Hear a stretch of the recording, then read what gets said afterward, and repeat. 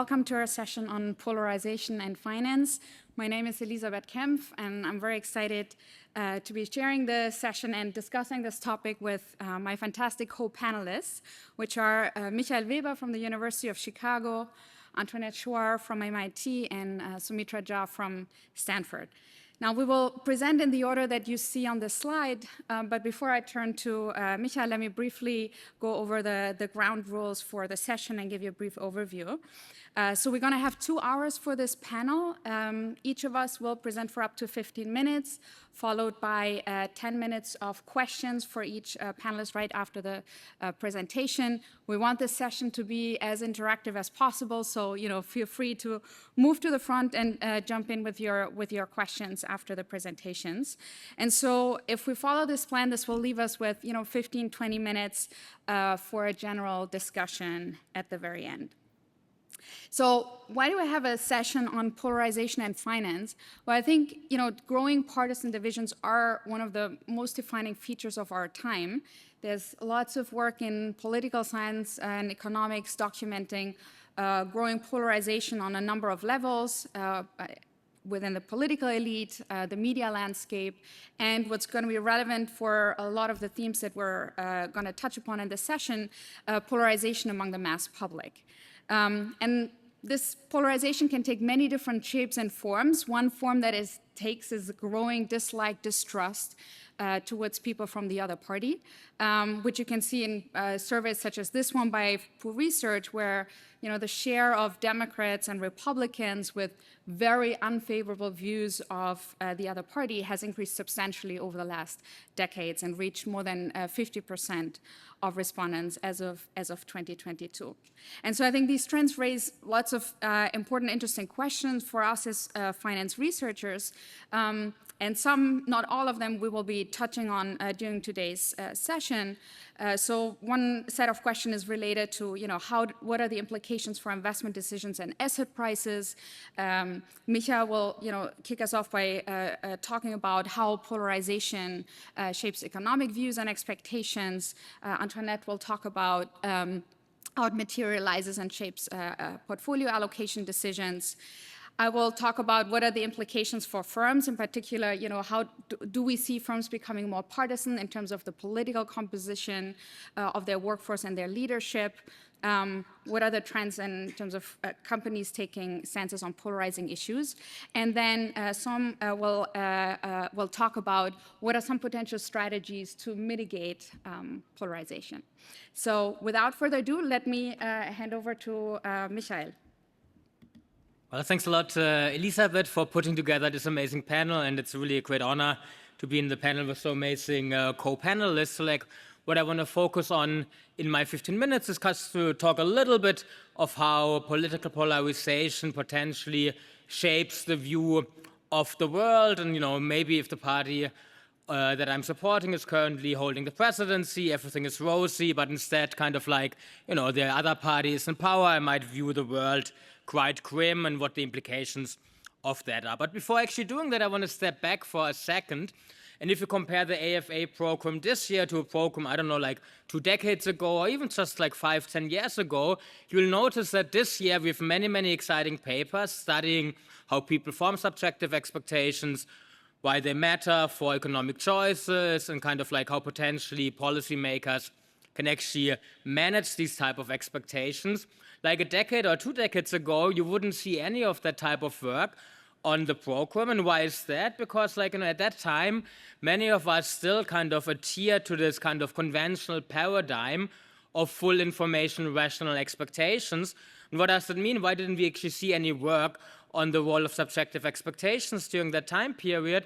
It's pretty simple, because there's no role for expectations, because there's only one set of model consistent expectations. So therefore, even if individuals on the street actually survey, they might actually have expectations very different from the model implied expectations. We completely sidestep back, and in fact, actually in the 80s, Prescott famously said, "Don't show me any subjective expectations. I know they're not in line with my model, but it's not because my model is wrong, it's because the data must clearly be wrong."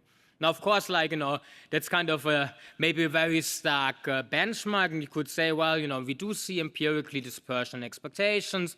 We also see some people are better informed, so maybe we want to step away from this FIRE benchmark and look at alternatives. Maybe I trade off the costs and balances of kind of acquiring information, so not at all instant in time. I am perfectly informed, but when I acquire information, I then actually have, again, rational expectations, so models of sticky or rational inattention. Now, of course, these type of frameworks can rationalize why we have dispersion in expectations, but again, clearly they cannot rationalize why we, for example, have ex-post biases, and crucially, even in those models, obviously, we do not have any role for political polarization to show up. Now, it's quite unfortunate because if you look at the data, political leaning is one of the starkest predictor of subjective expectations, and this is from some recent exciting work by Rupal Kamdar and Walker Ray. What they plot here, and color-coded accordingly, is what is the outlook for 1 year ahead inflation expectations, and what you see is there's always persistent disagreement between Republicans and Democrats. And in particular, it kind of follows along the lines of whether my guy is in the office or whether kind of the party I'm supporting currently does not hold the presidency. Now, what we did just in the run-up of the 2020 elections is some joint work with Korbio and Gorodnichenko. We kind of wanted to understand a little bit better why political leaning and a kind of political polarization might matter for shaping our outlook. And so in October 2020, we surveyed 5,000 Americans that based on their political leaning were representative of the overall population. The first thing we were kind of interested in, to which extent do our representative Americans kind of think that Trump will get reelected? And here you see pretty stark differences. If you are a Republican in that survey, pretty likely you think there's a 100% chance that Trump will get reelected in 2020. Instead, if you're a Democrat, you have a pretty high chance that there's a low probability of reelection. Instead, in red dots for independents, it's actually pretty spread out across the spectrum.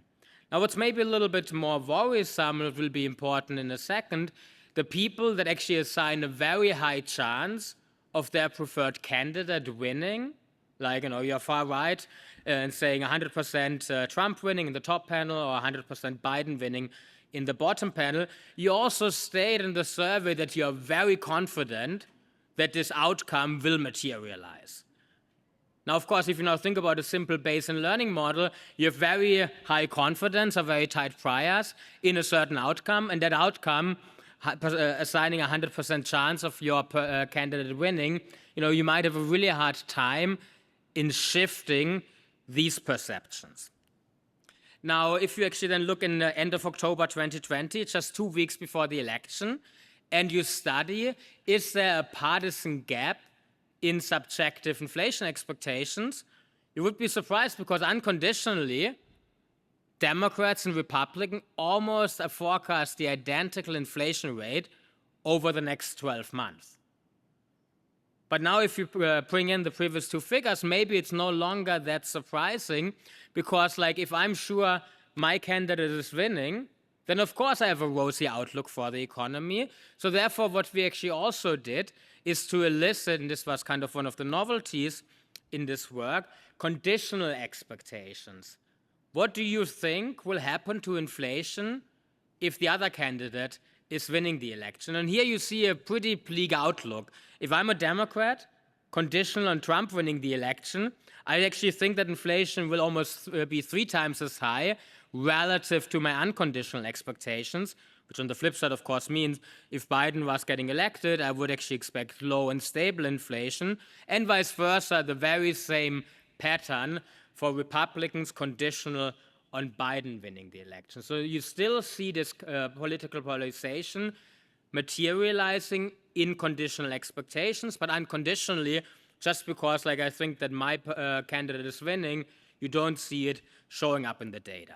Then what we try to do via an information provision experiment embedded in the survey, sometimes you hear people calling that a randomized controlled trial. We wanted to see whether we can somewhat unbias perception and election outcomes of our survey respondents. In particular, we provided objective polling data from different sources, Fox, MSNBC, ABC, point estimates, including ranges of potential margins of errors.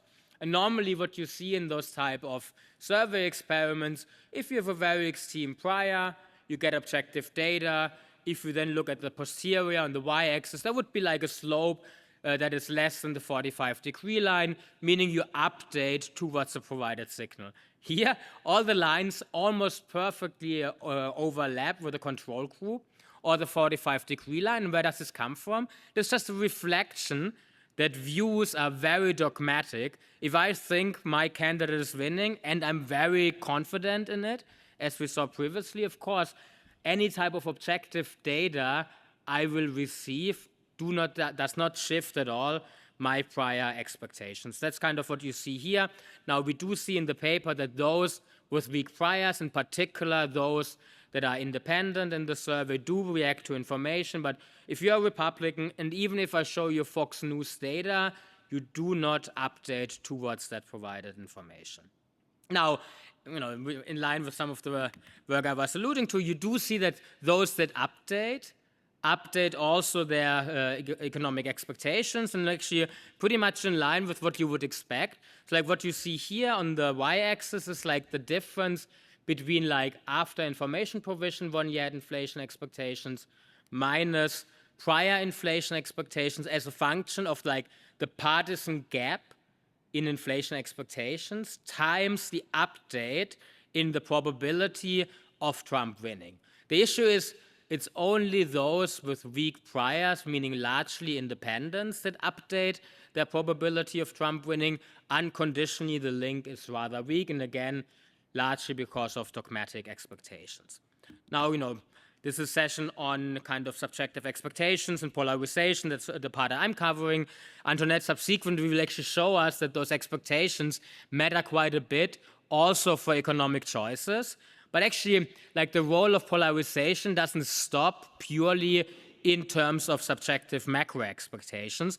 What I briefly want to spend a minute on before concluding is to show you that even for institutions that by the very setup should be nonpartisan, like the Federal Reserve, they actually are perceived as highly partisan because of either the president in power aligns or does not align with my own political leaning. And this is something we did early in April of last year, again, with 5,000 respondents. And it's based on joint work with Kwang and Xi. And so what I want to show you here in terms of if you look at the Federal Reserve that we first introduced, what their purpose and goal is in the survey, and we ask Republicans and Democrats whether they perceive the Federal Reserve, which by its mandate, of course, is nonpartisan, leaning towards the Republican or the Democratic Party. You do see that actually Democrats largely perceive the Fed as leaning Republican, and vice versa, Republicans largely perceive the Fed as leaning towards the Democratic Party. I don't have it here, but we also elicited via open-ended questions why people perceive it this way. And you see Democrats think the Fed is doing policies for the wealthy and associate the wealthy with the Republican Party. Vice versa, Republicans say, well, they do whatever the president wants, and given that the president now is a Democrat, it aligns largely with the view of the Democratic Party. So even here you see potentially political leaning and polarization plays a role.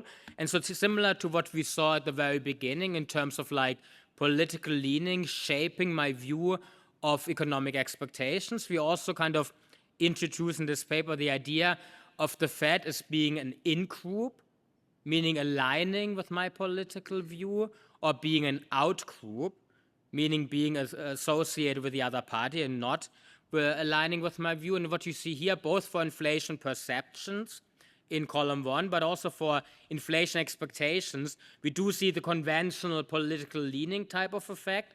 The Democrats and Republicans differ. But if I'm a Republican and I think the Fed is leaning towards the Democratic Party, you see actually the same pattern shows up, both in terms of perception and in terms of expectations.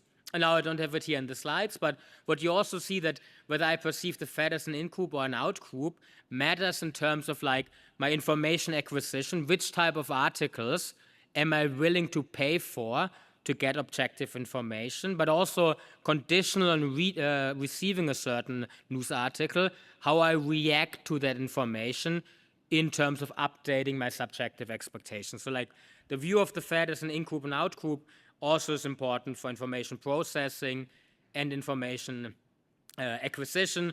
And then we thought kind of would be interesting in April of last year already to kind of have an hypothetical in the survey. What do you think will happen to the Fed and the political leaning of the Fed under a scenario in which Trump would win the election? And what you see here, earlier it was kind of nicely symmetrically distributed around kind of like, somewhere in the middle. Now you see the whole mass of the distribution is shifting to the right, both for Republicans and for Democrats. What does shifting to the right mean? Well, also in the figure and the way we set it up, it means it's shifting towards the Republican Party. If you now map that and pair that with the previous finding that if I'm actually now a Democrat and I think the Fed is Republican, I'm actually not willing to listen to what they say. And even if I'm somewhat forced to listen to what they are saying, I'm not reacting to that information. Of course, this actually raises the concern that ultimately monetary policy might become actually way less effective and weaken the monetary policy transmission mechanism. And so like maybe let me wrap up to stay in time. Elisabeth smiles nicely, but I hope I'm not running over. So like, what we try to do in a series of papers, understanding like how political polarization shapes economic views. We do see that, there's this strong pattern that when the party in power in the White House aligns with my own political leaning, that I view the world in rosy terms. Instead, like if the other party is currently in the White House, I think the economic outlook is rather grim. And so like, you see that these type of patterns also kind of affect potentially non-partisan institutions as the Federal Reserve. And of course, as I alluded to, this can potentially have quite important ramifications for economic choices and hence aggregate outcomes. And I think that's the part then Antoinette will actually cover a little bit more. Yeah, I had references to like the papers at the end, but let me stop here. Thank you. Thank you so much. Terrific. So as you can stay up there maybe during the Q&A. Let's see if there's any questions from the floor. If not, maybe to kick us off, one question I had for you was, it sounded in your conclusion that what you think is kind of the driver behind the dispersion in views is more a general economic sentiment, or do you think it's also like dispersion or disagreement on what kind of policies would be implemented under, Republican versus Democratic president? Yeah, no, that's an excellent point. So like, I think empirically, it's of course hard to disentangle, like, is it kind of agreement with the policies or is it just my political view? Because ultimately, the party I'm supporting is partially shaped by the policies that I'm actually favoring.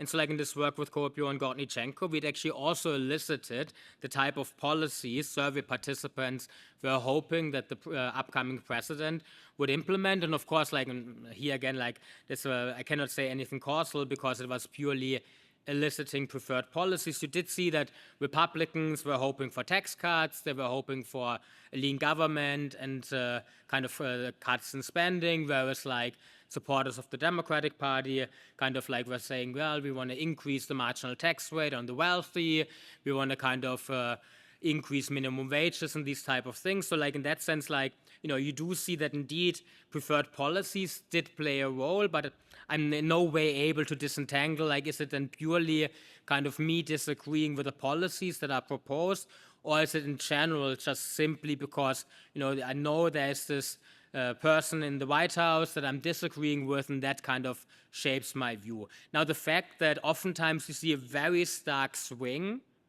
in economic outlook right around elections, like you do an event study the day after relative to the day before, once we know the result, and you see this big switch, even though we don't even know yet the exact policies that the person then kind of in the White House will implement, because ultimately, even if now the upcoming president has kind of like control of both houses, we know that maybe it will still be pretty difficult to pass any economic reforms. So in that sense, like, this sharp switch seems to also indicate it's just in general also discontent if the party in power is from the opposite side. That actually matters for how it shapes my inflation outlook. See any other questions?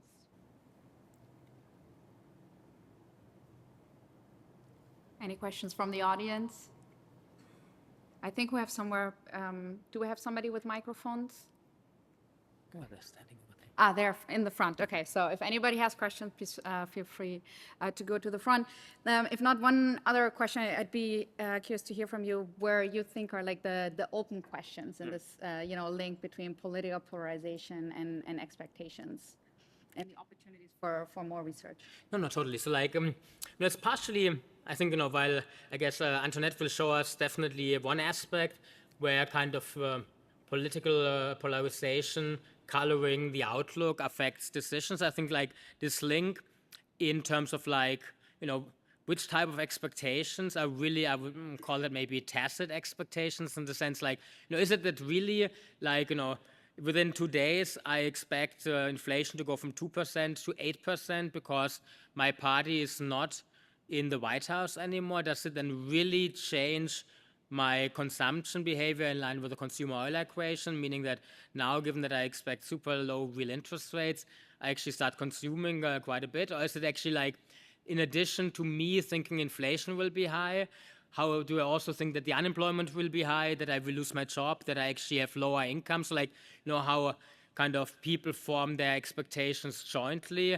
And nowadays, what people sometimes call the mental model of the world, or the narratives people adhere to. So like, trying to understand a little bit kind of like, why is it the case that I now think that if like the other party, and this relates to your first question, Elisabeth, is in power, that actually like everything will be bad? So like, why is it the case that then maybe I will also actually lower my consumption rather than actually increasing it, as we would expect based on the consumer oil equation? These type of things, like, the link between expectations and choices, and which kind of like, is it that, it's a sentiment in general, or is it just a peculiar expectations, and what is the economic narrative? I think that's still wide open questions, definitely in the domain of political polarization and expectations, but in this subjective expectations literature more generally.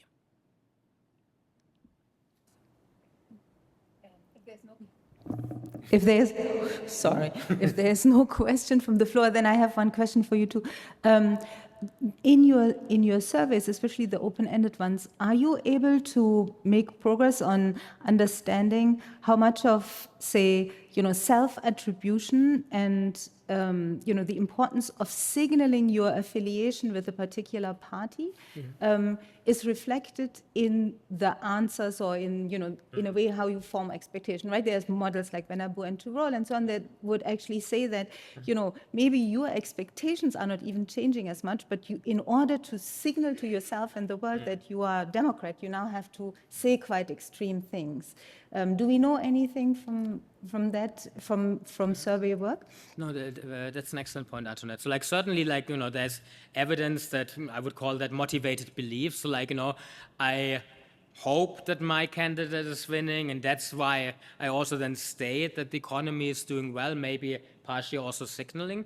Now, these type of reasonings definitely play a big role in the Michigan Survey of Consumers or the New York Fed Survey of Consumer Expectations. Like in these online surveys, there's research suggesting that like motivated beliefs or signaling play less of a role, because at the end of the day, it's kind of like anonymous, and the person answering doesn't know me as researcher, I don't know them as, so like this aspect of signaling is less prevalent, but it definitely there's evidence that it still plays a role also in these online surveys. And I think this nicely relates to like what I was trying to say previously, like, given that I might partially either signal or maybe kind of like have motivated beliefs, maybe When it comes, however, to my own economic decisions, these type of beliefs are less relevant. So in that sense, like trying to understand or being able to separate the role of kind of motivated beliefs to the beliefs that ultimately matter when I kind of have to put my money where my mouth is in my own economic decisions, that's definitely still kind of a pretty open question. I think there was maybe one question over there from the audience. Yes. Yeah, thanks. This may not be the focus of the paper, but like, say, if you're asked just to give one reason which may explain the origin of this political polarization, do you think it's like more economic reason or just more culturally, socially reason for this very emerging, very worse and worse political polarization among those elite CEOs? Mm-hmm.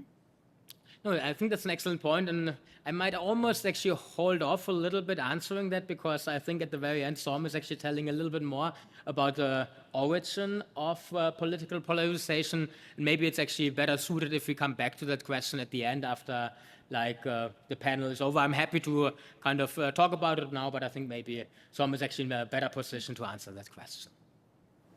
So when you say subjective perceptions, are you only looking at the first moment of the outlook, or are you also looking at high order moments, for example, perceived uncertainty or risk? No, that's an excellent point. So like what we also did in other surveys is actually eliciting kind of like either subjective probability distribution or like a more like a triangular distribution. So like where you say the highest, the lowest, and the middle outcome, and then the assigned probabilities. And you do see also in that setting that like if I'm supporting a party that is currently in the White House, you do see also less uncertainty, or a second moment of expectations. But again, like, you know, I think it's still kind of a bit of an open field in trying to understand, like, you know, is it mainly because I want to kind of like, you know, signal, or is it kind of like indeed that I think like the range of policies is such that actually the outcome is more likely. Thank you. One more question. Yeah. I'm going to add to the question about reasons, so I don't, and this is only indirectly related to polarization, but there's a lot of research showing actual outcomes, stock market returns, economic growth across Democrat and Republican presidencies, and it documents that returns are lower during Republican presidencies consistently. So and of course they've examined multiple explanations, but I wanted to see, in your opinion, what are some of the key reasons that you see for that disparity in asset returns, where returns are higher during Democratic presidencies? No, yeah, that's an excellent point. So like maybe just briefly to kind of as a background, this is the so-called presidential puzzle that I think Volkanov like 20 years ago first documented in the JF paper, and more recently Veronesi and Pastor actually show that it's still in the data. It's like typically under Republican presidents, returns are lower, and they actually have a very nice theoretical explanation where they argue it's actually based on like the marginal voter and their preference for redistributive policies versus then kind of like if now the marginal voter is a Republican, they tend to have lower risk aversion. That's because then subsequently, if a Republican is in power, you see then that expected returns are lower, consistent with the lower risk aversion. So like, you know, they do actually in the paper, in the JPE paper, quite a bit to kind of provide supportive evidence in terms of like indeed policies mattering for realized stock returns. And so like, you know, I think I would just refer to the work and actually document indeed that, you know, under Democrats, you do see like on the one hand, risk aversion of the average marginal voter being higher, and also like you see more redistributive policies, and that certainly kind of matters for stock returns. And maybe then I think Antoinette will also talk a little bit about stock returns and elections, and maybe hold off until Antoinette's talk. Thank you so much, Michael, for this insight. So, the next speaker will be Antoinette. And thank you, Michael, for this great intro into what I will have to say. So, you know, where I wanted to build on what I know Michael would be covering is basically how these or this increasing polarization that we have seen, how it might affect portfolio holdings, investments, and rebalancing across people in the population. And, you know, to take a step, a very small and quick step back, right? Normally, what do we think should affect those type of decisions, right? In finance, we think, of course, first of all, like different exposure to risks, such as labor income risk, the industry you're employed in, or the geography that you're living in, right? All these things should, of course, affect people's investment decisions. But in addition, so do preferences that might be formed by your risk aversion, your age, your social status, and these type of things. And then finally, you know, this is kind of where Michael's talk already covered a lot of ground, right, is how people process information and ultimately what type of model of the world people have that allows them to update on information that they're receiving or not update, as we saw in certain times. And what I want to talk about in my piece, right, is how polarization can interact with these three dimensions of portfolio choice. Let me say quickly, the first dimension here, the risks, and I think of them in a way as forms of cash flow risk, right? It's not surprising that your political affiliation and your political beliefs should be correlated with the type of risks that you are exposed to, right? Because you're not randomly assigned a party that you vote for, but if you think that, you know, kind of say you're more exposed to income risk, you might actually be more likely to want to vote for a Democrat because you might think that there's more, you know, more policies that insure voters, and vice versa if you're exposed to different type of risks. So those things, right, we have seen in the data, we know very well from a large literature that, of course, people take into account the type of cash flow risk that they're exposed to when making portfolio choices, and to the extent that party affiliation is a catch-all or an indicator for your exposure to these risks, of course it would correlate, right? So this is why that part I didn't want to say too much about, but where I think it will be very interesting, and I want to show you two separate pieces of work, is what we have seen is actually that more and more people's preferences about polarization itself affects even very big investment decisions.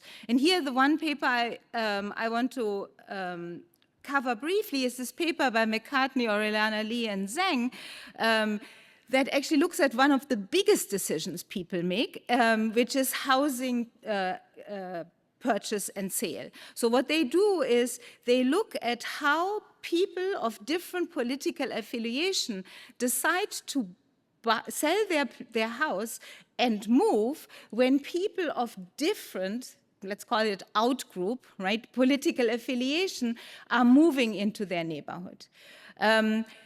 In fact, you know, this paper is very careful and very nicely done because they use deed records on purchases and sales matched with voter registration data so that you can see whether in a particular neighborhood you can compare people that are exposed to other people moving in that either have similar or differential political affiliation, and then they trace whether people are making, whether the incumbents, if you want, the existing people, right, their likelihood of moving away from that neighborhood. Now, you might probably immediately think, well, but maybe that's just what we talked before about, right? If I like a gun range in my neighborhood, lots of Republicans, and I'm sorry to be so stereotypical, right, but might be moving in, and so it's again fundamentals that are driving the choice. But what they, right, and then it's again not so interesting that Republicans move close to Republicans and Democrats close to Democrats, right? But what they do here very nicely is actually that they can control for any changes in the actual fundamentals of the neighborhood, and they still see that there is actually a big difference. So let me show you just one graph from their paper. On the left, or two actually, sorry. On the left, you see basically they map the likelihood over time of the effect of a new opposite party neighbor moving in compared to a same party or independent party, household moving in, right? So this is also not just driven by, some neighborhoods have a lot of turnover, right? No, this is relative to other moves. And you can see, right, that there is a significant difference. Now, a significant likelihood of moving out. Now, what I thought was, however, very interesting, if you look, right, is on the right, they're mapping this, let's call it or disaffective moving likelihood over time.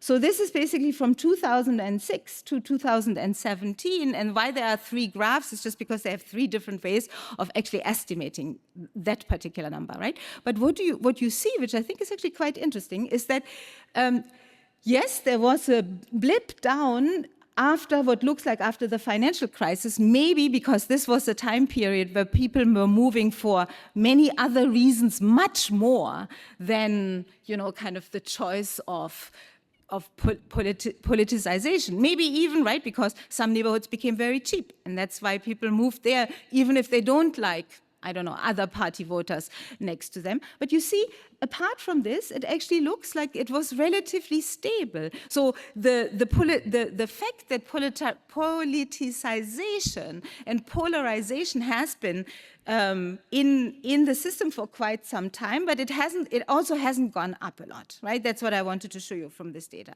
But maybe more importantly, what I think is very interesting in this work is that people are making choices about as big decisions as their housing portfolio based on political affectation or disaffectation, and not just about things like the amenities and the expected return of housing.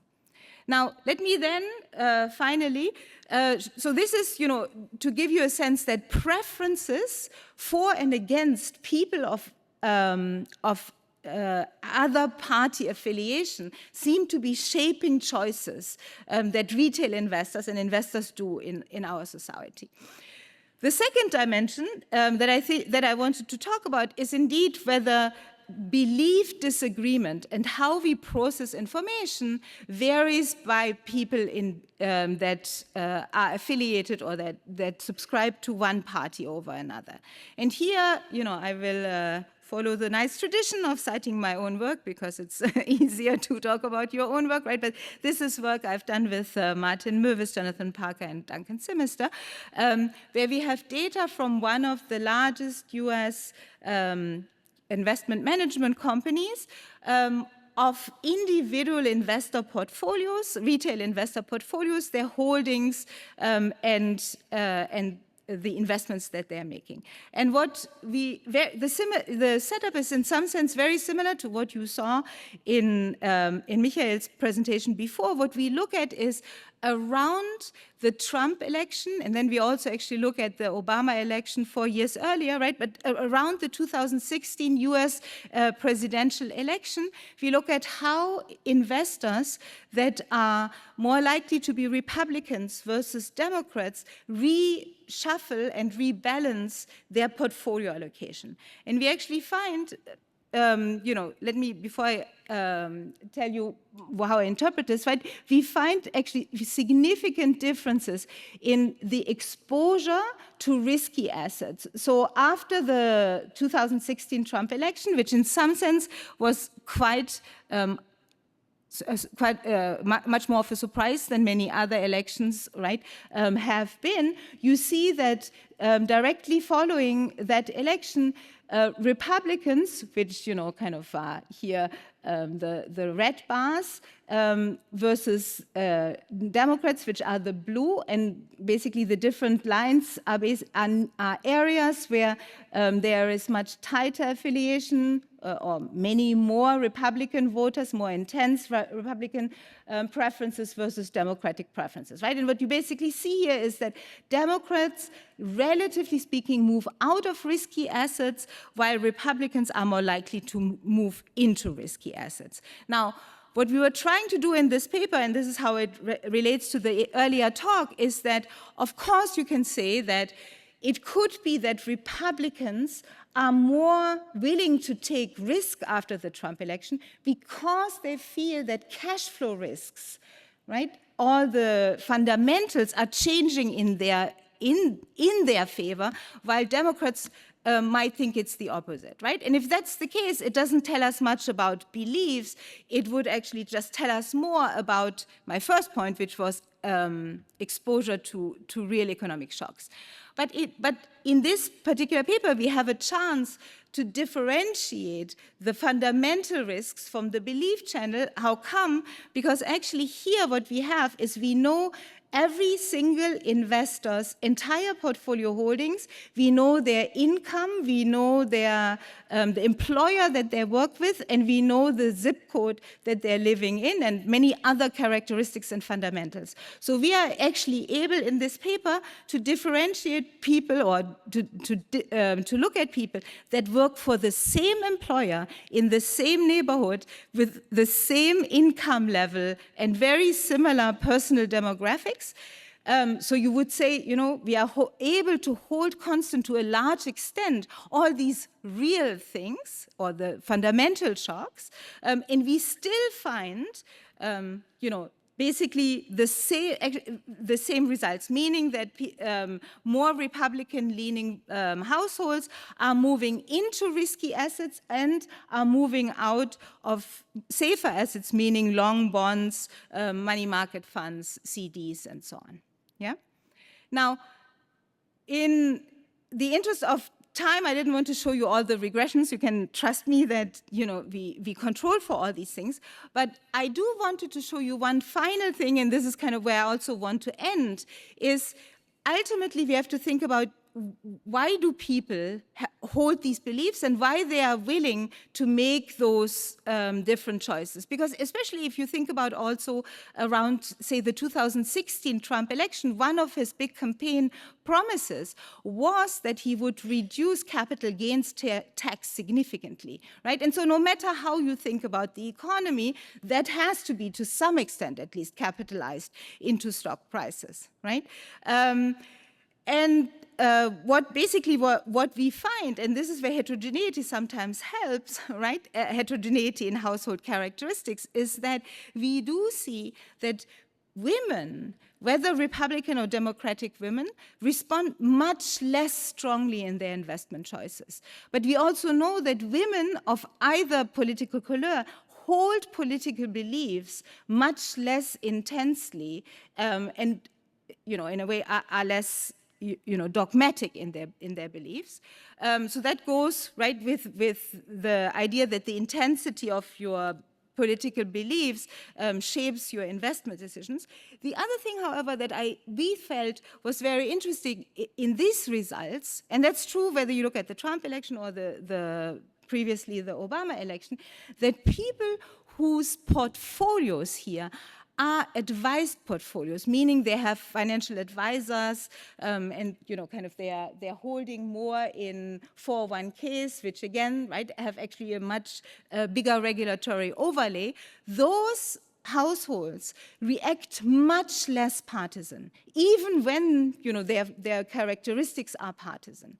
And so one inference maybe we can take from this is that financial sophistication or financial knowledge, even if you yourself don't have it, but you have a good advisor, might prevent you from overreacting just to political beliefs that might not be founded in reality. So the idea that expertise actually can help people navigate against you know, beliefs that might be not necessarily driven by rational fundamentals. Actually, let me skip this because we have very little time. So the last thing I want to say to build on this idea is actually one thing that in that work we felt, I at least found very surprising, which is the following. If you look in the Michigan survey, which Michael already mentioned, right?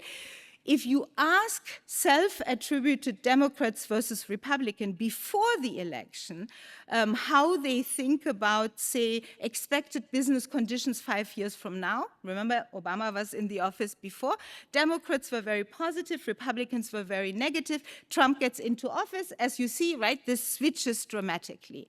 The same is true if you ask people about expectations of unemployment rates in the country as a whole, Yeah, you see this, you see how big the switch is. Now, the thing that, to me at least, is very interesting is if you look here on the left of this, left-hand panel of this graph, is that when you, however, ask people about their own expected income in a year, and they also have questions about their own likelihood of being unemployed or being dismissed, the difference is minuscule compared to what people say about the economy overall.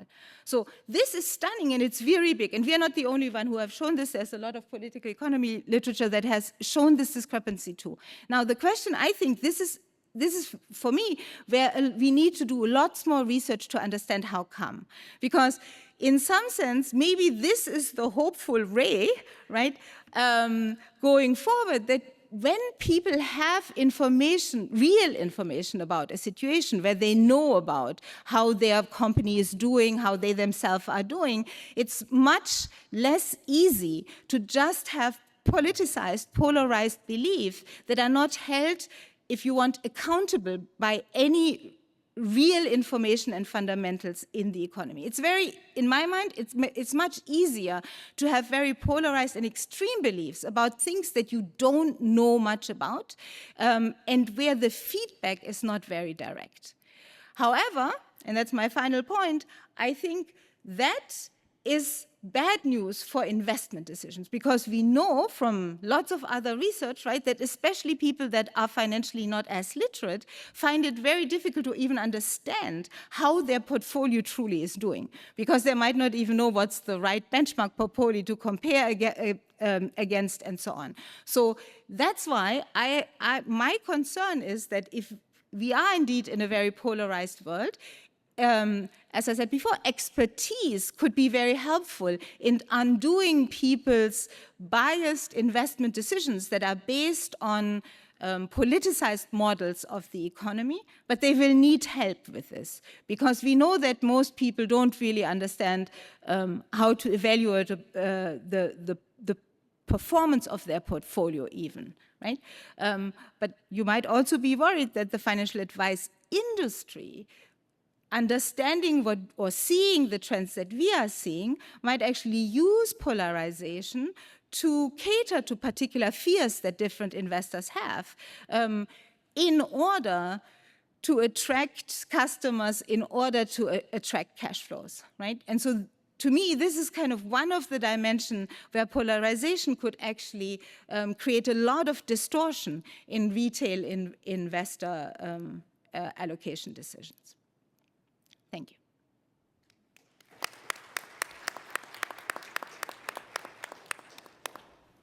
All right, let's see if there are any questions from the audience or from the panelists. Yes. Thank you so much for the presentation. Very great. I have a question on the data that you looked at. You mentioned that it's a very large investment company. How representative is that? Most of the retail investors. And do you have any perspective on the difference between institutional investors and retail investors? Yeah, thank you. So the first question is, in this data that I showed you, in this paper that I showed you, how representative is the sample? So given that this was a panel presentation, I didn't want to bore you with this, but thank you for holding me to careful standards. So yes, so what we did in this paper, in order to have a representative sample, we actually went through a lot of effort. So now let's be nerdy, right? But there are two dimensions of distortions that you could have from data from a private company. One is that the company itself doesn't have customers that are representative, but or in addition, because it's a private company, they could also be biased because the people that are in my sample might not only have holdings with the firms that I have data on, right? So they could have some of their investment holdings with other firms. And then I might have basically limited visibility into their overall portfolio holdings. And so in order to deal with this, what we did is actually we benchmarked our sample, and let me say, this firm has very large market share in the US, but we benchmarked our data against the survey of consumer finances.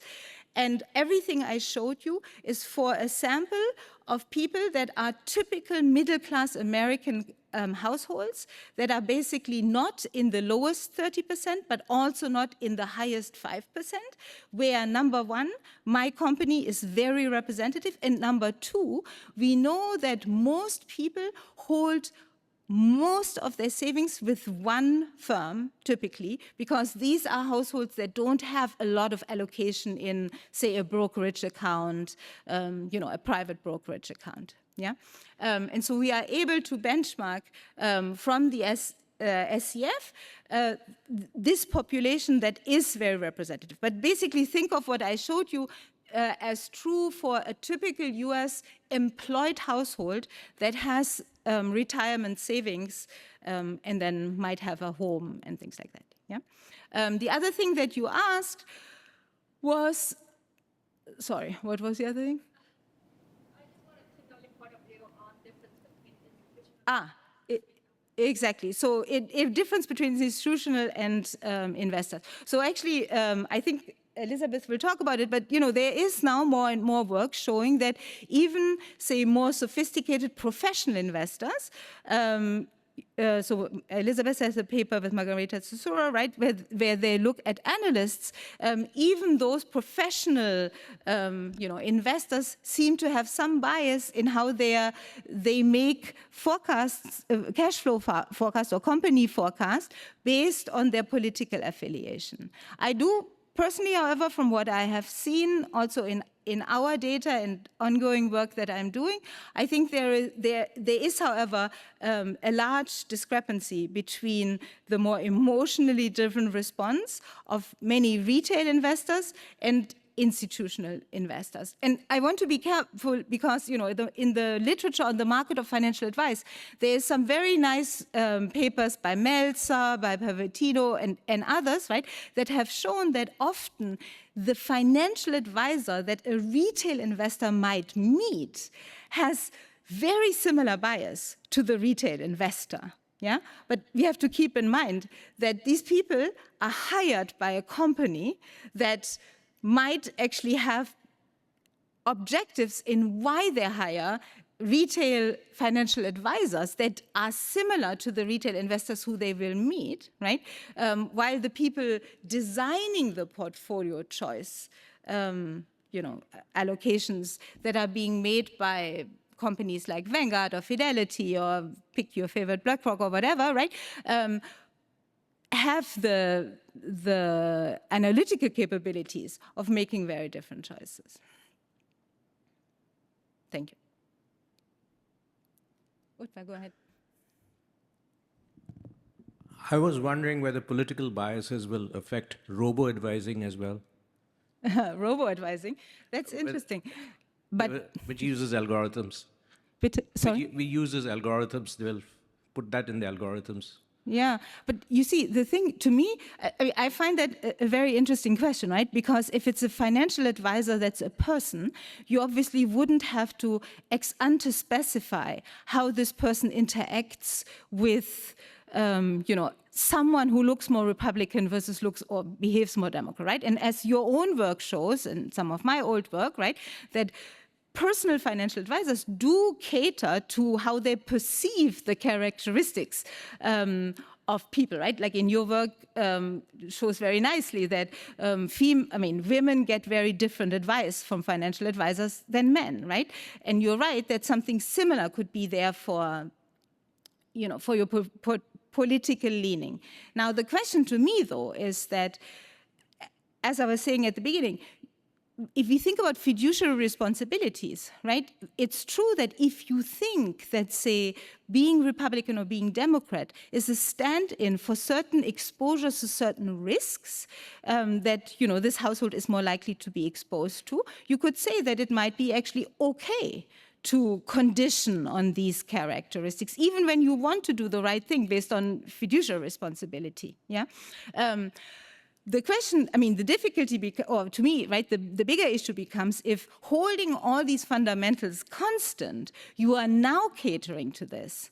And in a robo-advice situation, you would have to algorithmically pre-program this and actually state that doesn't matter, right? This person has, or these people have very similar fundamentals, very similar risk. I will still sell them something different because I know they will be more gullible in one direction or another, right? This is exactly where I was trying to say that how we define what we think the fiduciary responsibility of the financial service industry should interact with customers will become very important. Yeah. Thank you.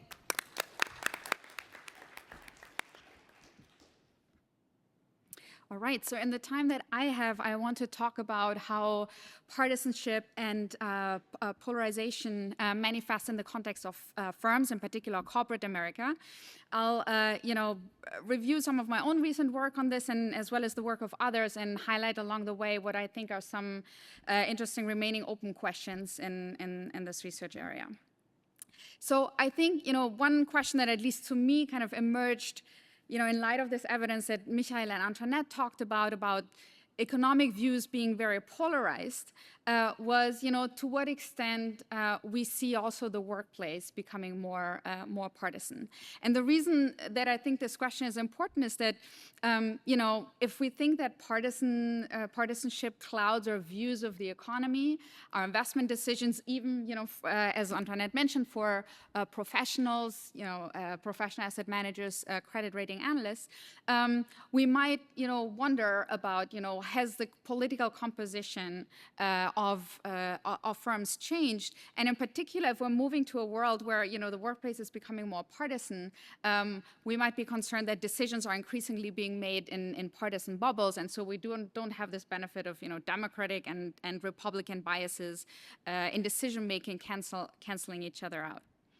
And so the other reason why I think it's an important question is that it's ex ante actually not obvious whether, the trends that we might see within families or neighborhoods would also show up in the workplace, because the workplace has actually historically been much more politically diverse than other contexts, such as the family, neighborhood, or voluntary organizations. And perhaps, that is because of the role of, competition, as in the Becker model, that makes it hard for, partisan biases or political discrimination to survive. And so my co-authors Slava Voss and Margarita Tsutsura and I, we wanted to study this question in the context of US executive teams. So our question was, do we find evidence of more partisan segregation among top-level decision makers that take important financial decisions for the firm? And so we did this by linking top-earning executives in S&P 1500 firms to party affiliations from voter registration records. Now, I think the voter registration records are really a great resource for those of you who are interested in doing work on partisanship, and happy to talk more about this, if there are questions. But essentially, what allows us to do is, link individual executives to party affiliations. So figure out who's a registered Democrat, Republican, or Independent. And then once we have that, we're able to study, changes in the political composition of executive teams over time. And our core focus of the analysis was to see, has the predictive power of shared party affiliation changed for, determining who works together. So we create all possible pairs of executives in a given year and see, what kind of shared characteristics predict who works in the same firm. And this graph summarizes the core result of the paper, where you see that, first of all, yes, there's a positive effect of shared party affiliation. This is what the graph plots, effect of shared party affiliation on the likelihood of working in the same firm. In terms of magnitude, this is, it increases the likelihood of working in the same firm around 20% on average. But the other interesting thing is that you see this strong time trend. It's effectively the effect of shared party affiliation is more or less flat between 2008 and 2016, and then it starts to explode in the last 6 years of our sample period, with the effect more than doubling between 2016 and 2022. We also contrast this with, what is happening in terms of other characteristics of these executives that we observe. And it seems to be quite unique to party affiliation. So if anything, shared gender or ethnicity, has either, constant effect or a slightly declining effect on who works together over time. And so what this suggests is that increasingly executives are segregating by political party. And when we kind of, decompose where is this coming from, it's really driven by executive turnovers. So executives leaving the firm, being replaced by new ones, as opposed to, executives changing their party affiliation. And in particular, what we see is that misaligned executives, so executives who are whose political affiliation doesn't match the majority of the team, they are more likely to leave in the second part of the sample period and tend to be replaced by executives who are more aligned. Now, of course, one question that emerges is why do we see this strong increase in partisan sorting after 2016? It's not something that you necessarily see. I showed you earlier the Pew Research survey that asked about distrust, dislike between Democrats and Republicans. These are things that are have kind of increased quite gradually over this time period. And so the question is, what kind of happened that made made partisanship more salient in the corporate world. And one of the things that we see is that indeed this, polarization of economic views that Michael and Antoinette talked about, that this could be one of the explanations behind this increase in trend. We don't have the benefit of being able to, run surveys like we have for consumers, for executives.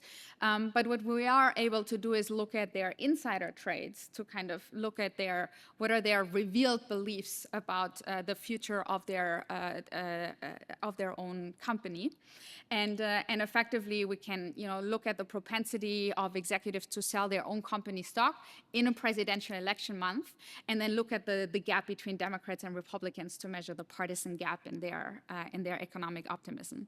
And what's interesting is that this polarization in economic views as measured using this insider trades has increased over the time period. So it's much stronger for 2016 and 2020. And we also find that a bigger, partisan trading gap also predicts a greater likelihood of, a greater wedge in the departure likelihood of misaligned and aligned executives. So, polarization in economic views could mean that, party affiliation of executives has become more salient. Of course, it doesn't have to be the only factor. One possible factor that I will talk about towards the end is that, we also increasingly see companies, taking positions on socio-political issues, and so that's another way, how party affiliation of executives can have become more salient over this time period. Now, importantly, this is not a phenomenon. This assortative matching in the workplace is not a phenomenon that is unique to the U.S. Emanuele Colonnelli and his co-authors have a very nice paper that documents partisan assortative matching also between firm owners and workers in Brazil. And one nice thing that they're able to do is to run a field experiment where effectively they take the resume of candidates, and so they create synthetic resumes and insert partisan clues that would allow somebody to guess what their political leaning is, and they find that indeed these kind of partisan clues impact how firms evaluate the quality of the candidate. So at least in the Brazilian workplace, from this field experiment suggests that there is political discrimination at play. The other big question is, what is this a good trend when we're thinking about firm or team performance? There are certainly, questions for society. If, we interact less in the workplace, can that further increase polarization? But I think, from a finance perspective, relevant question is, is this good for team performance to have a more politically homogeneous team or not? Ex ante, again, this is not obvious. You could be, increasingly making decisions in bubbles or losing capable talent. But on the other hand, it could also be like an optimal response to, just a growing polarization in the society around the firm. Now, in our case, we, look at stock price reactions to announcements of the departures of executives, and we find a big wedge in the stock price reaction to the departures of aligned and misaligned analysts, with misaligned executives, with misaligned executive departures triggering much larger negative stock price reactions. That suggests that investors don't seem to be viewing these departures as being in the interest of the firm, but it's not clear. Is it because of a group? They essentially it's a group composition effect, or is it just you're losing capable executives for no good reasons, and so it reflects selection. There's also nice recent evidence on this question from the mutual fund literature. So Evans et al., it's a paper that was published last year, looks at the relationship between politically diverse fund management, political diversity of the fund management team and performance. And they find kind of consistent with our results that politically diverse fund management teams tend to do better, or in other words, less political diversity is worse in terms of performance.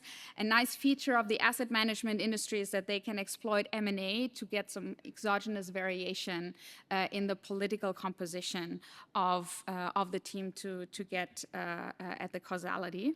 And also consistent with this, Blair Forsyth's finds that partisan fund managers perform worse during the COVID-19 pandemic. So I would say the initial evidence that we have on this question seems to suggest that, this trend is not good for team or firm performance, but there's definitely more causal evidence needed to establish that link and also understand better of like what are the contexts in which this matters. Now, I talked earlier about the evidence that we have, on polarization, economic views among executives being a potential driver of the increased partisan segregation.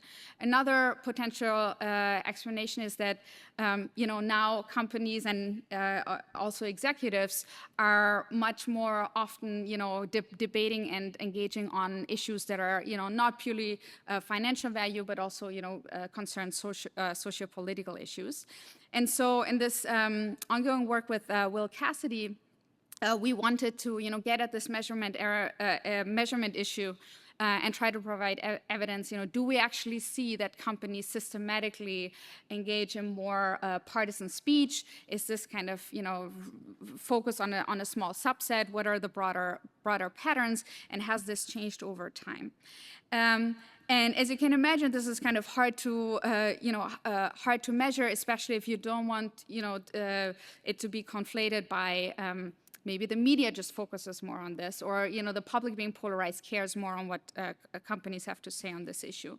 And so our idea here was to use the social media as empirical setting, and essentially our idea was let's identify corporate tweets that sound like they could have come from a Democratic or Republican politicians. And so the idea is, let's build a model, train a model on tweets, social media statements by politicians that tells us what kind of phrases are highly partisan or highly predictive of coming from a Democratic or Republican politician, and then we can apply this to corporate speech. So as an example, if Democratic politicians tweet a lot about climate crisis, then a company tweeting about climate crisis would be labeled as Democratic sounding. And the model that we're using there is based on Gensko, Shapiro, and Teddy. And the broad time pattern, when I saw this, I was like immediately reminded and was struck by how similar it looked to the time trend that I showed you earlier for when the segregation in executive teams starts to take off. So here I'm plotting the share of all corporate tweets that would be labeled as highly partisan. by our algorithm. And here our sample starts in 2011, and you can see it's relatively stable between 2011, 20, and 2016, and then it starts to take off. And in terms of magnitude, this is increasing from 0.5% to more than 5% of all corporate tweets. So this is a massive increase that is happening in the last 6 years of our sample. Now, what's interesting is, when we kind of zoom more in on this, it's actually asymmetric. So there's, especially after 2019, this is largely driven by more Democratic-sounding speech than more Republican-sounding speech. And also, in terms of topics, what drives this are tweets related to social justice and climate. And so I think, here, understanding why do we see the sudden and asymmetric shift, and in particular linking it to, could this be driven by growing focus on non-financial gold by investors, I think would be interesting. We see a very strong correlation in the time series between the growth in, sustainable in investing and partisan speech. Wu and Zechner have a theory paper that would predict exactly this, that more partisan speech kind of endogenously emerges when you have investors that obtain a non-pecuniary utility from companies taking partisan stances. And so to what extent, this partisan alignment could be a source of non-pecuniary benefits for investors, and kind of goes back to the question that Antoinette raised earlier of, how should delegated management think about fiduciary duty in this context, is I think an important question. Also, understanding what are the cash flow consequences of partisan corporate speech is another open area, an open question in this area. Jacob Conway's job market paper provides some evidence from the product market, kind of showing evidence that partisan speech polarizes consumption, and you gain from consumers that are aligned with you, you lose from consumer groups that are misaligned with you, and on net there can actually be potentially a benefit to the firm, so it's cash flow increasing. And then also, how does this interact with other ways of building political capital, I think are interesting questions. So, to conclude, effectively what we see is that, political polarization, also has entered corporate America. We see it in the increased partisan segregation of executives. And, in terms of potential drivers, we see polarized economic views as being, one where we can directly test it and see a link between the departure likelihood. And I think to what extent also the increased pressure of companies to take stances on polarizing issues that just makes party affiliation much more salient now in the workplace, I think is still an open question. So I'll stop here, and if there are any questions, happy to answer them. Thank you.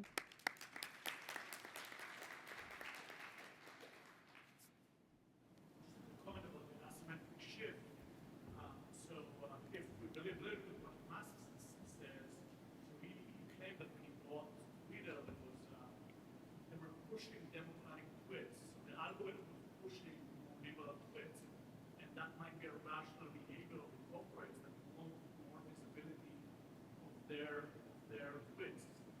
Maybe that's why they're doing this asymmetric label. So an interesting test would be to see the same test post 2022 when mass action evolved.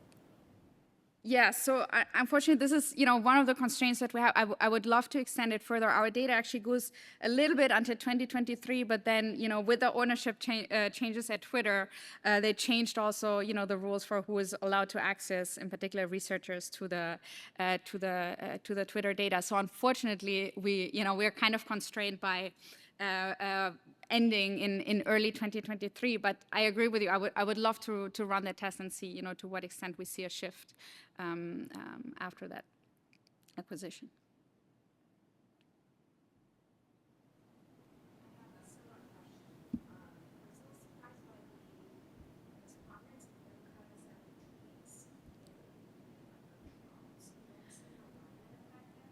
Yeah. I agree with you. So you might have expected, one hypothesis could have been that companies kind of, move their, partisan speech to kind of be aligned with the administration. That's actually not what we see. So we find that, it's actually the democratic sounding speech starts to take off under the Trump administration. So it's kind of opposite from that prediction. And I think you could reconcile it if you think that, part of the growing focus or pressure on companies was maybe because of unhappiness with the administration, that kind of people were turning to firms, investors, other stakeholders were turning to firms to kind of take positions on issues that they felt the administration wasn't doing enough on. You could kind of explain it with that, but we do see that it continues throughout the Biden presidency as well. So it doesn't seem to be, driven by companies just trying to, match their speech and to whoever's in the White House.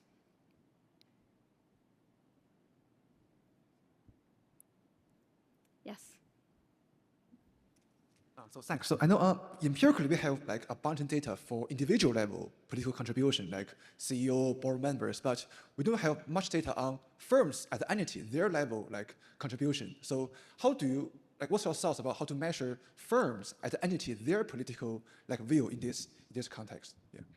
Yeah. So I'm not sure if I understood everything. Your question was kind of, why do we not look at political contribution, or do we see differences between contributions versus kind of the partisan composition of the executives, or how they position themselves on? Yeah, I'm just saying, like, say if we have a firm, like the CEO votes for Republican, and board members vote for Democrats, then how do we think about these firms as an entity, its own political standing point in this context? Yeah. Yeah. So I think with the contributions, there is some.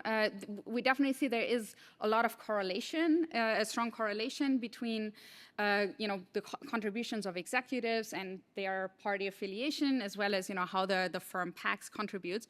But it's not perfect, and I think there's. It's useful for certain tests. For example, when we're looking at the partisan composition, we were really interested in kind of this ideological composition of the executives, and so I think the voter registration data provides a really nice measure of that. Whereas an executive can make contribution, of course, for other reasons, not just to reflect his own ideology, kind of as a consumption motive, but also to influence politics in the interest of the firm. And so, just to give you one fact about this, we see, for example, that when we look at their political contributions, they are much more balanced. It's like much closer to 50-50% Democrat versus Republican. It's actually still skewing slightly Republican, 55% Republican, 45% Democrat. But when you look at the voter registration, there's actually a much larger Republican majority among executives. And so this, I think, tells you that there is a correlation, but they might reflect different purposes. That contributions, especially if you're looking at these kind of high-level executives, serve a different function than just expressing their ideology.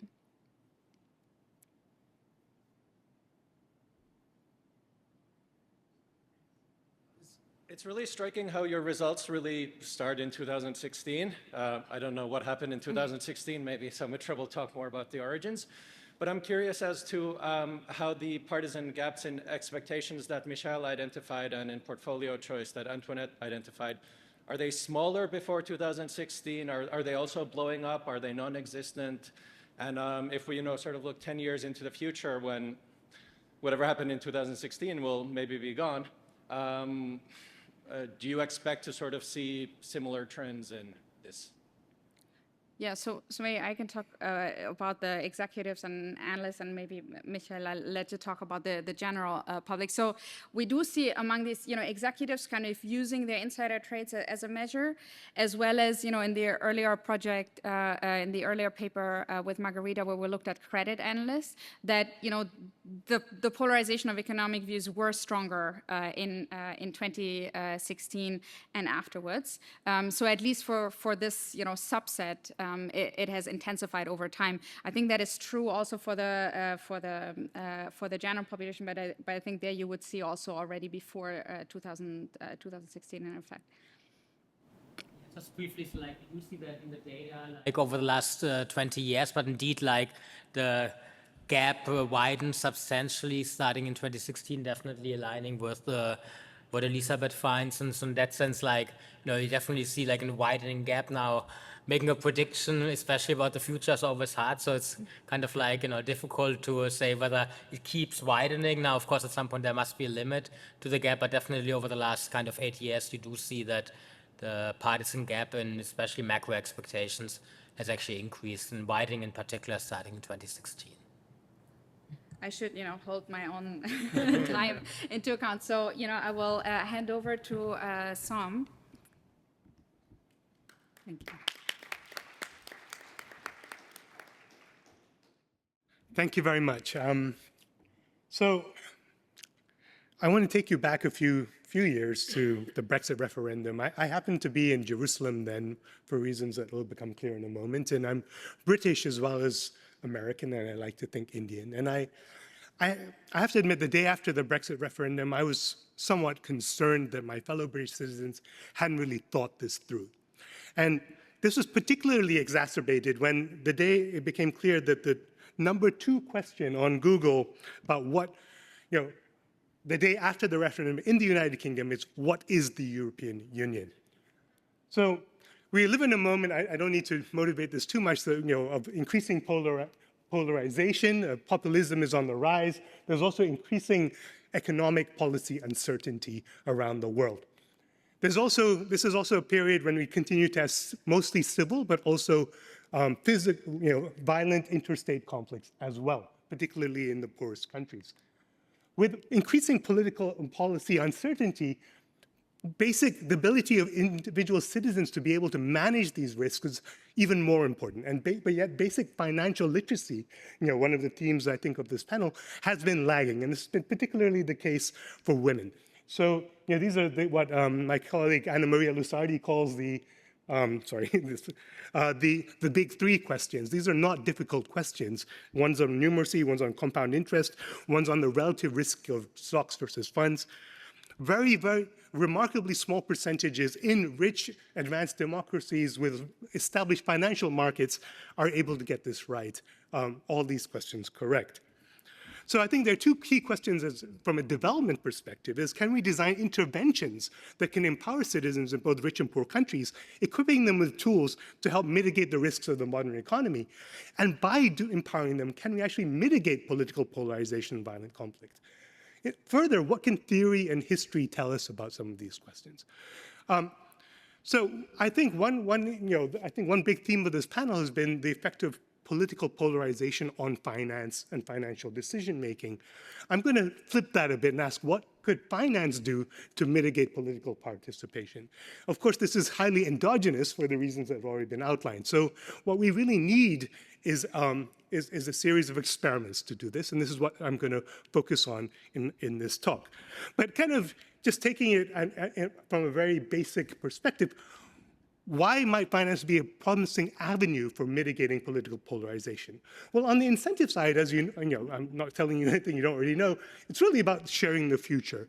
And in the absence of transaction costs, we should all be holding the same market portfolio, and this should mitigate the differences between us, at least on the economic, in terms of economic incentives.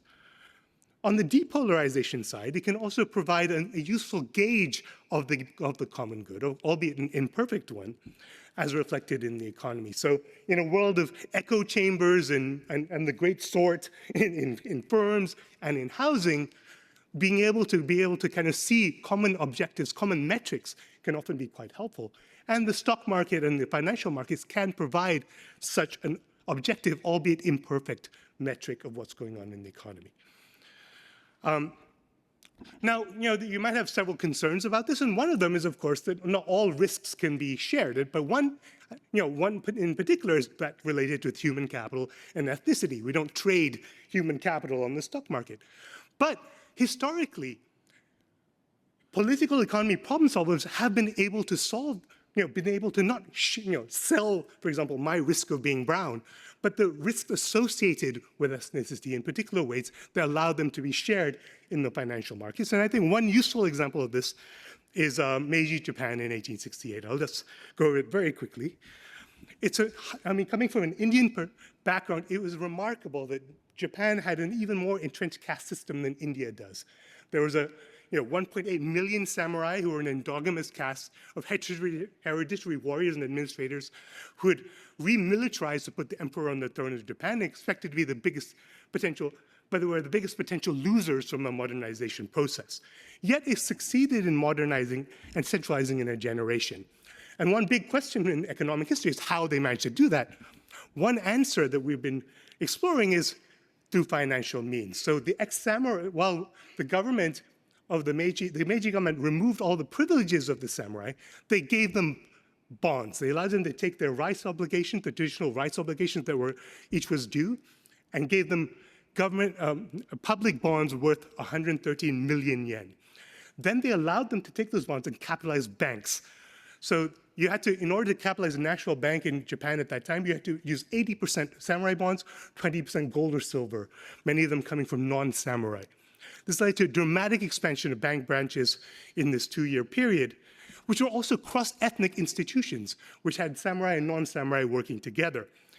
What seems to have happened is violent samurai revolts ended, and instead the ex-samurai were invested in local silk merchants, cotton merchants, in the railways, and this seems to really incentivize them to support political and economic development rather than to challenge it and turn back the clock. In fact, the three countries which would later,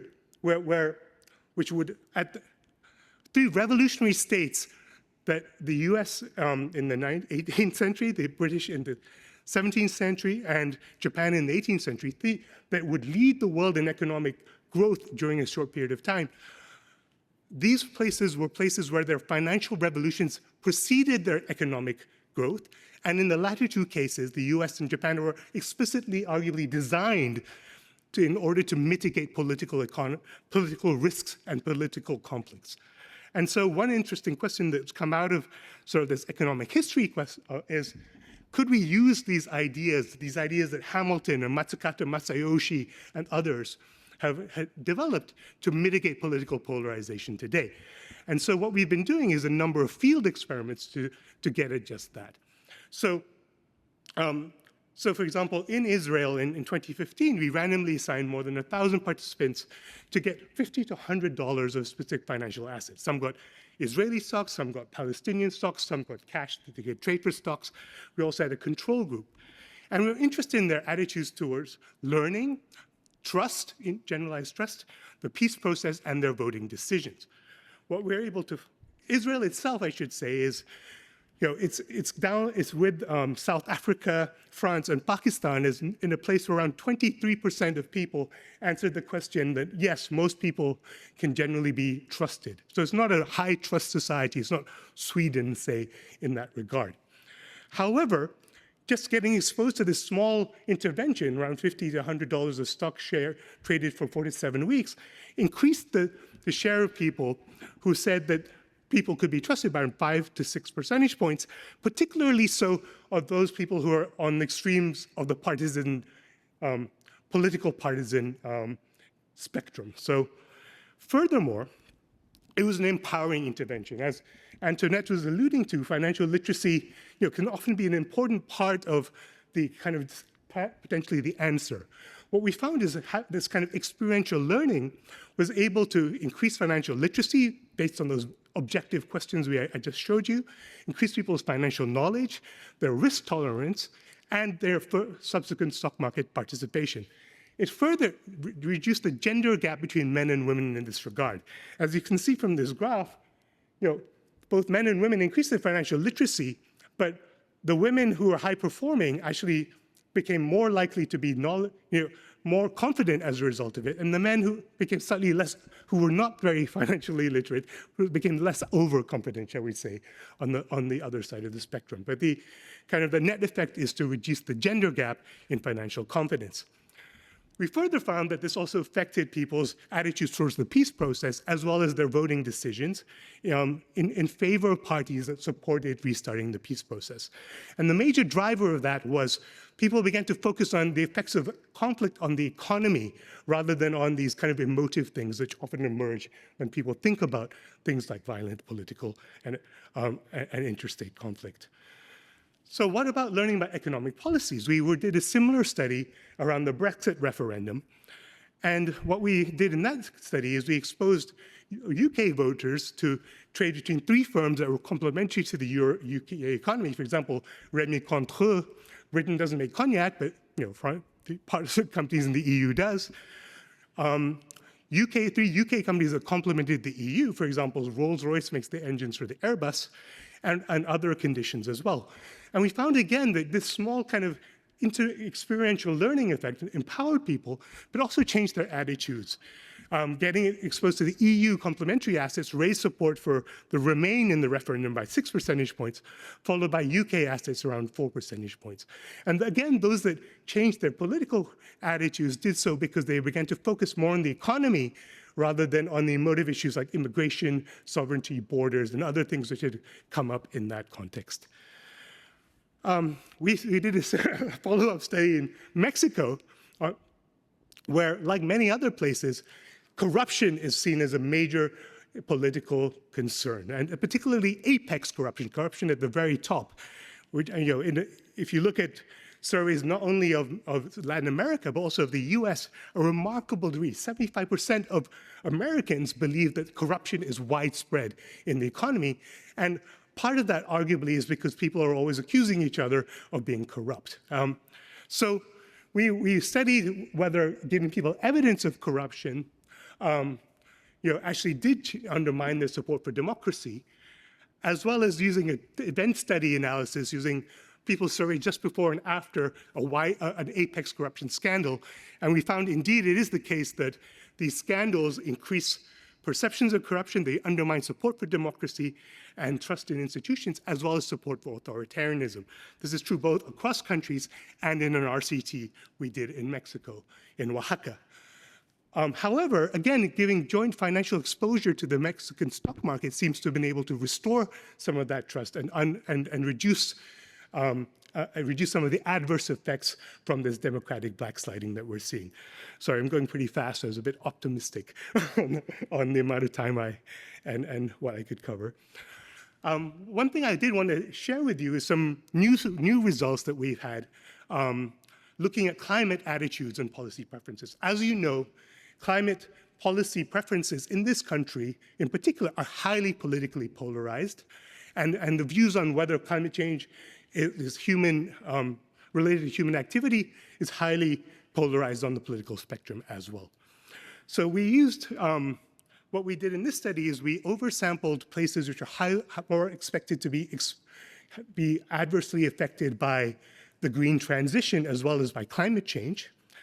And we randomly gave some people exposure to green stocks, including First Solar, Clearway, and Invesco Solar ETF, which is more of a mutual fund, as well as oil and brown stocks, some might say, like oil and natural gas stocks, including Exxon, Conoco, and Vivek Ramaswamy's index fund, which is called a drill. And what we also did was we cross-randomized exposure to climate and financial disclosures to assess whether trading behaviors would respond to the risk-adjusted returns that, when people are aware of what firms are saying about the effects that of their behavior on the climate. We also assessed, we did this around the recent election that happened in November because we were also aware, and it does turn out to be the case, that both policies might change dramatically with who's going to become president, as well as the stock market returns of green versus brown companies, which, as you can see, the solar ETF tanks just after the election, whereas the brown index does fairly well, right? So what we found, and these are just all hot off the presses. Well, a number of things. Consistent with our other studies in Israel and elsewhere, people begin to focus on financial news for getting their information about the world. And they do so, in this case, to the detriment of social media and Fox News and some of these other kind of, I would say, echo chambery types of media sources. Further, they change both green and brown stock participants change their attitudes towards climate policy preferences. Both green and brown stock participants are more likely to support government action to varying degrees. I think what's interesting is that the brown people who got oil and natural gas stocks were more likely to support government action than the green stock people. The people with the green stocks were more likely to support business action than those who got the brown stocks. Neither group decided that they wanted to donate personally as much to these things. But the fact that climate beliefs are changing, climate policy preferences are changing, I think is in itself quite remarkable in light of other studies which found, for example, recently with the Universal Basic Income study, that $1,000 a month for 2 years didn't have any effect on policy preferences and voting decisions. So we found that giving people $50 to $100 of stock and a chance to experientially learn about these issues is having quite important and significant effects. Finally, arguably because climate policy was a big bone of difference between Republicans and Democrats in this election, we do in fact find some effects on voting behaviors as well. Those are, broadly speaking, those that got green stocks were less likely to vote for Trump. Those who got brown stocks were somewhat less likely to vote for Harris. The main beneficiaries were third-party candidates in this context. So just to summarize, I believe that financial markets can provide a nonpartisan and objective, albeit imperfect metric for individuals to assess the impact of policies on the economy. And this is a domain where all may benefit and where no political party is a franchise. Bill Clinton famously said, "Is the economy stupid?" Republicans often emphasize the economy as well. Designing products to help citizens to learn in the financial markets can empower them to make better financial decisions in their own lives, while also providing potentially a nonpartisan gauge for how policies can affect the common good.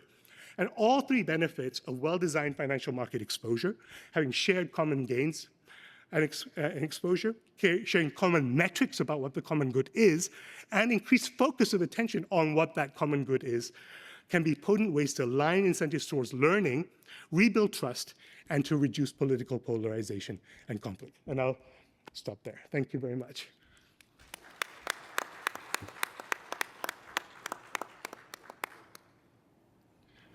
This is so fascinating. My question is, does the effectiveness of the financial exposure depend on the return on the assets? So basically, when it's positive reward, it's more effective. When it's negative, Yeah, that was an interesting part of what we found. And we expected, kind of in light of some of some past work, that you might expect depression babies types of effects and things like that.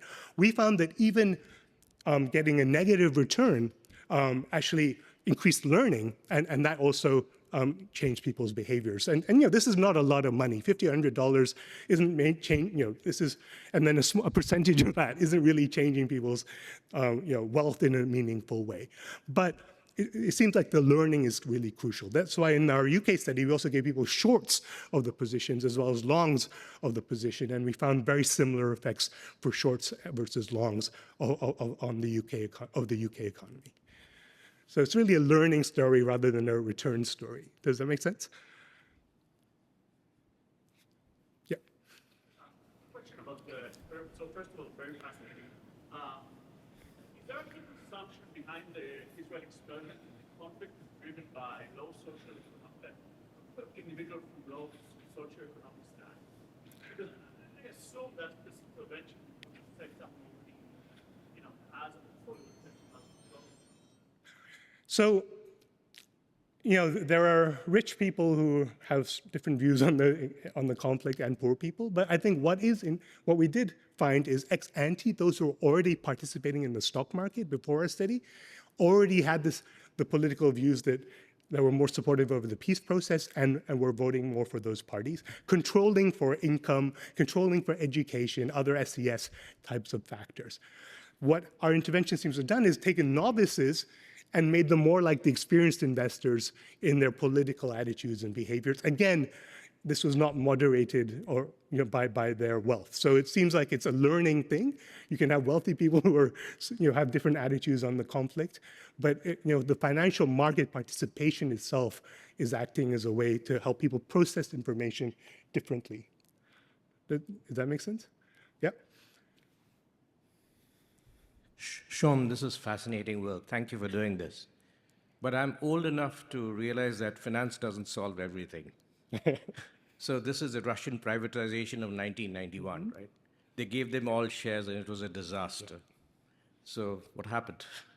Yeah. So that's why I have Anatoly Chubayev on one of my slides as well. I think there was a well-meaning, well-intentioned privatization, as many of you know, in Russia to basically consolidate the transition so that people were all participating in the market. And as you know, they gave them vouchers, and they did it broadly.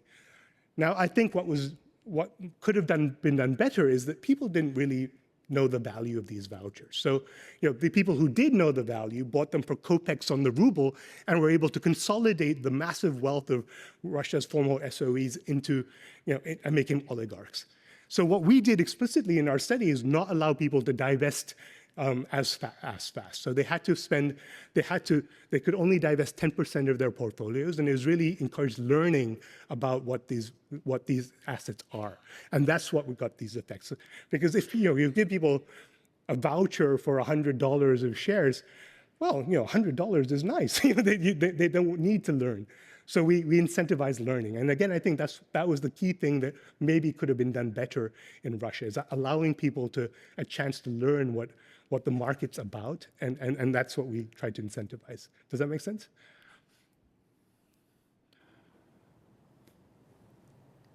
Can I ask, sorry, given that there seems to be no question, can I ask the same question that Utpal just asked in a different way? So, I can believe that learning more about how to think about the financial market is a way of making people more, think in a way more structured and more rationally about, what leads to higher returns and cash flows. But then the concern is that ultimately, it feels to me that what we learned from the experiments that you showed is that there's something special about when people go through that learning process, because they really, improving their analytical ability or their capabilities. And I think that's very believable.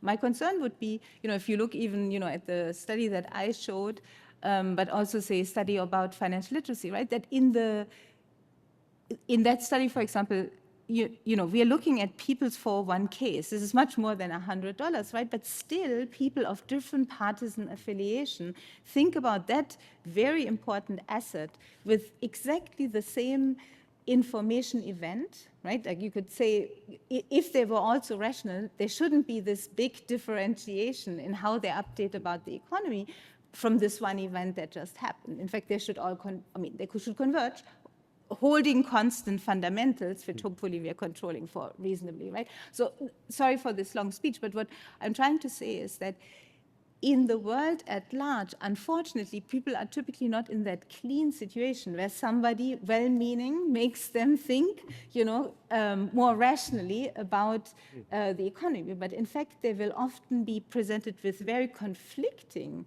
advice and very conflicting views. And say in the Russian situation, there was very quickly, right, a whole basically infrastructure set up to expropriate people's vouchers and personal stocks and tell them silly stories about why it would make sense to sell under price to, kind of very motivated, conflicted parties. And that's my concern, right? That to look through that complexity of finance, an individual will always be at the poor end of what institutions that are not well-meaning could do. I agree with this entirely. I think there's a number of key elements to what you're saying that I think is worth unpacking more. Actually, one was a question I had for you. So the first one is, is this going to happen organically? And I think the answer is not necessarily, right? So this is, again, why an RCT is necessary. I think that, for example, again, Anna-Maria Lusardi, my colleague, and Andrea Hassler have actually shown that if you nudge people into 401ks, which is often seen as good policy, what it actually does is make people think about it less, and they actually become less financially literate over time. And so, it's not necessarily having an asset in a 401k that's really having this effect, or being wealthy, or so on and so forth. It's really about a way of processing and thinking about things. And so, that I think is a separate dimension, which suggests that maybe, we could be a little bit more. We should allow for a little experimentation with guardrails, and which we don't really encourage people to do, because we think, well, we're a bit paternalistic in that regard. Either we think people are perfectly rational, and so they should have figured it out already, or we're paternalistic and say, well, nudge them and just let them accumulate. So I think some kind of room in the middle might be called for, and I think that leads to the second point, which is that. Financial advice, as your work has also shown, can be really bad, and it can be exploitative, and particularly so for women. What we found for our study was that people became more self-reliant. They not only became more financially literate, they also began to make their own decisions rather than rely on financial advice, and they were not out underperforming as a result. They were actually doing reasonably well, and they were doing things that you might expect a well-intentioned financial advisor to say, well, investing in the index fund, and so forth, right? So I think empowering people is crucial given your concern in that matter. I think the third thing is really a call to arms. I mean, we need, this won't happen organically, so we need to design these things. We need to get these types of things out there so that people are able to then learn by doing in a particular way, because I don't think we can rely on the market to solve this question, because there is going to be a lot of incentive to do other things. So we need to design it, and this is kind of a call for an intervention, potentially at scale, to do these kinds of things. Yeah.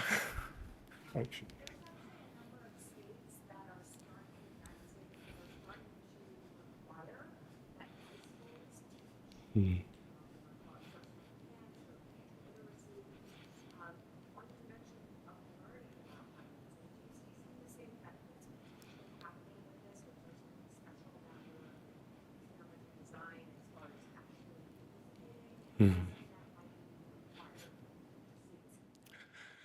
I think that's a great question. So I mean, so there's I think it's actually a very, very positive development that states are taking this seriously, and I think the folks in the financial literacy literature like Anna Maria and Olivia Mitchell have really pushed that agenda successfully in an important way that can be very valuable. And so I think what's useful and complementary about what we're doing is that we were able to target adults as well, and it's easier to get kids in a room and tell them learn this, but getting adults to do that is very hard, and getting adults to actually then reach their own conclusion.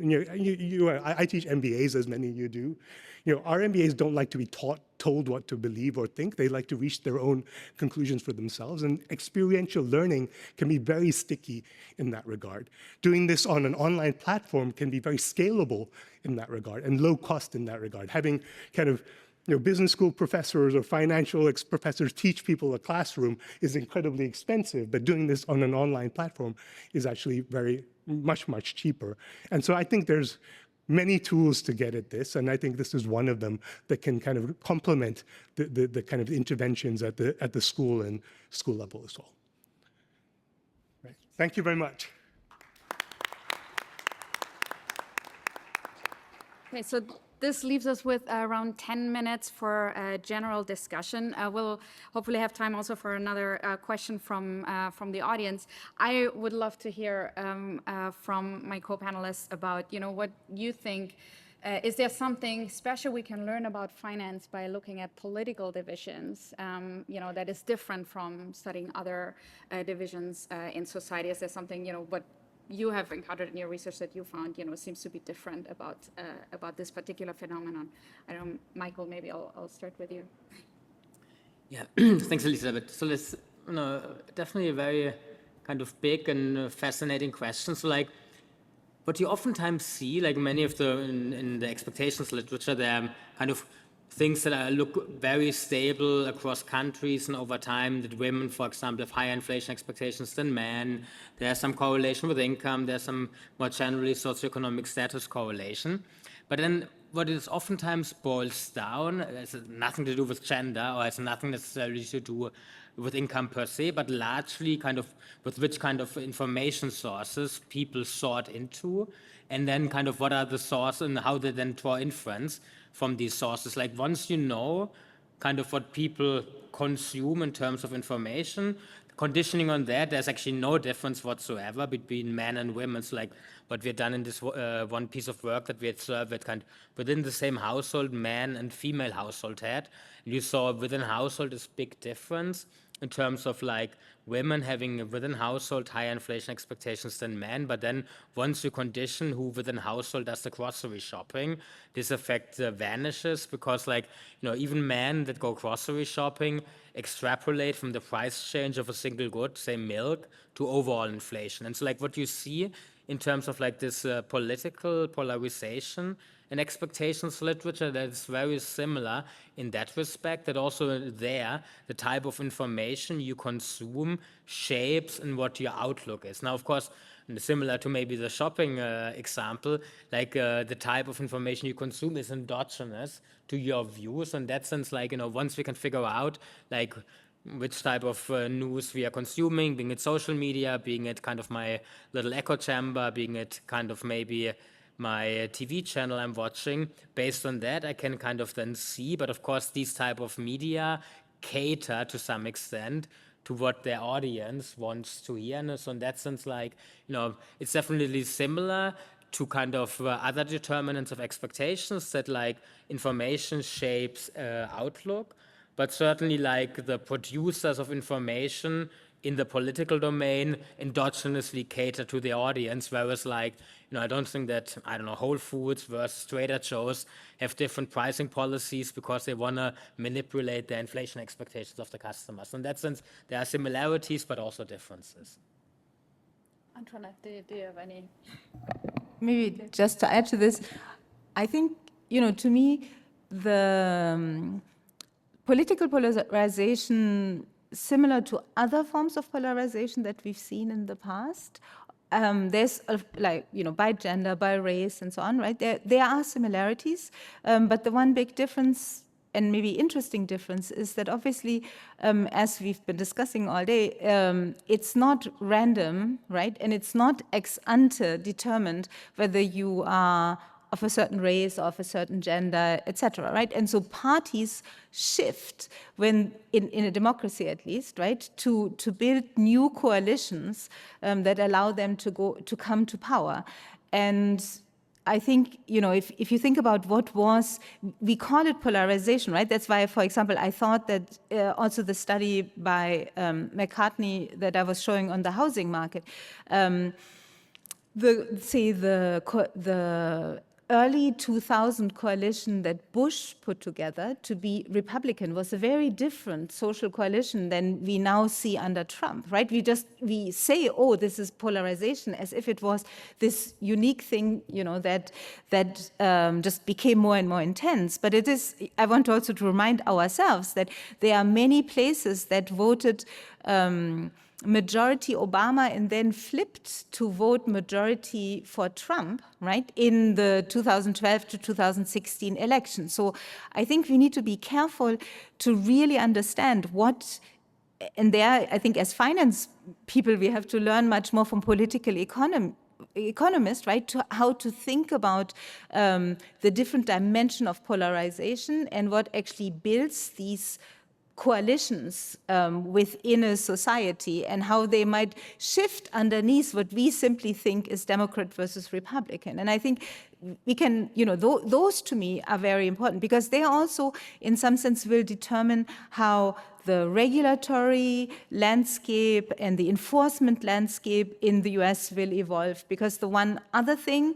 that concerns me quite a bit is that in this language of polarization, it's often used to undermine institutions that are actually, I think as Michael was showing, right, institutions like the Fed or the SEC that actually try to be nonpartisan, but are being branded as being partisan in order to undermine them and weaken them. And that, is something that I find very concerning, because that doesn't serve the voters of either party. It might serve certain political and economic interests of owners of certain institutions and so on, but this is actually not in the interest, in my mind, of society. So that's the part where I think polarization is quite unique relative to predetermined characteristics that people might otherwise be polarized around. Just to add to that, I mean, I agree. I mean, I think the big difference is that oftentimes in finance, we assume that property rights are well-defined and protected in many societies, whereas when you get politics in the equation, all of these things become endogenous, and whether people support central bank independence, whether they support the enforcement of various contracts, becomes something that having an interest in it and potentially a financial interest can really create an endogenous process which leads people to change their policy preferences, as well as put pressure on the people who are making the decisions as well. So I think it makes it even more important in that sense. Thank you. Right, we have maybe time for one last question, if there are any from the audience. If not, let me wrap up and thank, well, first of all, Ulrike for putting together this session, but my co-panelists for sharing insights, and to the audience for being very engaged in the discussion. So I hope you enjoy the rest of the conference. Thank you.